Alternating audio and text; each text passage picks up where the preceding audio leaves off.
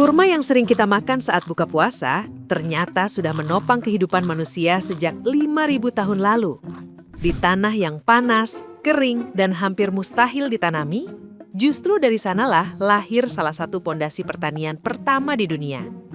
Pertanyaannya, bagaimana buah kecil ini bisa memulai sistem pertanian di gurun? Dan kenapa kurma bukan sekedar takjil, tapi bagian dari awal peradaban? Kurma berasal dari spesies bernama Phoenix dactylifera. Tanaman ini diperkirakan sudah dibudidayakan sejak sekitar 4.000 hingga 3.000 sebelum Masehi di wilayah Mesopotamia, daerah yang kini mencakup bagian dari Irak dan Iran. Berbeda dari tanaman lain, kurma justru suka kondisi ekstrim. Bagian atasnya butuh panas tinggi, tapi akarnya harus mendapat akses air tanah. Karena itu, kurma tumbuh optimal di sumber air tengah gurun. Menurut FAO, kurma termasuk salah satu tanaman budidaya tertua dan menjadi tulang punggung pertanian di wilayah kering Afrika Utara dan Asia Barat. Sistem pertanian oasis. Di gurun, curah hujan rendah dan tanah keras membuat pertanian biasa sulit berkembang. Solusinya, sistem oasis bertingkat. Lapisan atas, pohon kurma. Lapisan tengah, buah dan sayur. Lapisan bawah, tanaman kecil atau pakan ternak.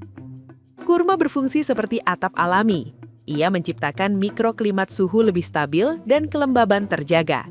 Model ini memungkinkan produksi pangan berlapis dalam satu lahan kecil.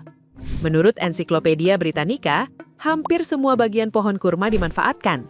Buah untuk pangan, daun untuk atap, batang untuk bahan bangunan, serat untuk tali.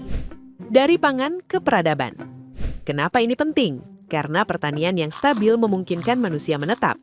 Kurma tinggi gula alami, tahan lama, mudah dikeringkan, dan bisa disimpan sebagai cadangan pangan. Dalam literatur arkeobotani seperti buku Domestication of Plants in the Old World oleh Zohari, Hope, dan Weiss, kurma disebut sebagai salah satu tanaman penting dalam sistem pertanian awal, bersama gandum dan jelai. Artinya, kurma bukan sekedar makanan, tapi bagian dari sistem ekonomi. Ia diperdagangkan, disimpan, dan menjadi sumber energi utama masyarakat gurun.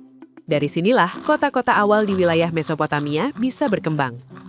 Relevansi sampai hari ini. Menariknya, tanaman kuno ini masih sangat relevan. Negara seperti Saudi Arabia dan Egypt masih menjadi produsen utama dunia. Produksi global mencapai jutaan ton per tahun menurut data FAO. Artinya, kurma bukan hanya warisan sejarah. Ia tetap menjadi komoditas agribisnis modern. Jadi, saat kita melihat kurma hari ini, kita sebenarnya sedang melihat salah satu pondasi awal pertanian dunia. Di tengah gurun yang keras, kurma menciptakan sistem tanam. Sistem tanam menciptakan pangan stabil. Pangan stabil menciptakan peradaban. Dan itu terjadi 5.000 tahun lalu.